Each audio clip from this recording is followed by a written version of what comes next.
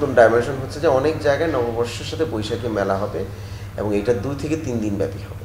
That means একদিনই নববর্ষ উদযাপন আগে হতো, এখন সেটা হবে না, সেটা 2 দিন 3 দিনে গিয়ে আমরা এটা বাড়িয়েছি। একটা ড্রোন শো হবে, খুব ইনোভেটিভ, যেটা বলা হচ্ছে যে আপনারা আসবেন সংসদ ভবনের যে সাউথ প্লাজা আছে সেখানে আমরা ড্রোন দিয়ে বাংলা নববর্ষ উদযাপন আমরা একটা শো করব। এটা চায় না আমরা এবং সংস্কৃতি বিষয়ক মন্ত্রণালয় মিলে এটা আমরা করবো। দিস ইজ ইনোভেটিভ একটা জিনিস হবে।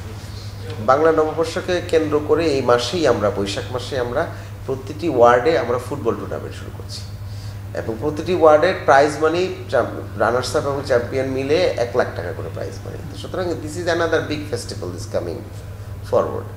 এটা একটা বড় জিনিস আসবে আমাদের মধ্যে। এছাড়া সঙ্গীত, এক্সিবিশন, মেলা, এগুলো আমরা খুব বড় আকারে আমরা করবো।